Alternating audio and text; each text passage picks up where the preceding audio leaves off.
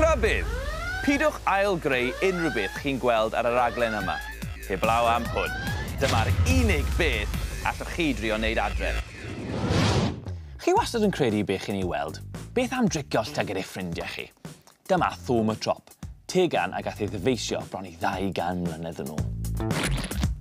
Byddwch chi angen cardfwrdd, sisiwr, pennau ffelt, tap selo, glud, a rhyw fath o ffon, fel pensil neu lwybren.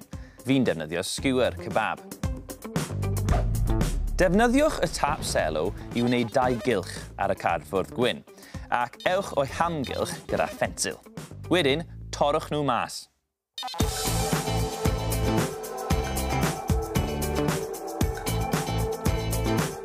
Ar un ohonyn nhw, gwnewch lun powlen bysgod fel hyn. Yna, ar y llall, gwnewch lun o bysgod bach yn nofio. Rhowch lud ar gefn un cylch, y ffon yn y canol ac yn ar ail gylch ar ei ben, gan ofalu bod y lluniau y ffordd cywir. Roliwch y ffon mor gyflym a sy'n bosib yn eich dwylo. Drychwch, mae'r pysgod yn edrych fel bod nhw yn y bowlen. Dyw eich llygad ddim yn gallu anfon negeseuon i'r ymennydd mor gyflym a mae'r llun yn newid. Felly mae'n ymddangos fel bod y 2 lun yn cyfuno.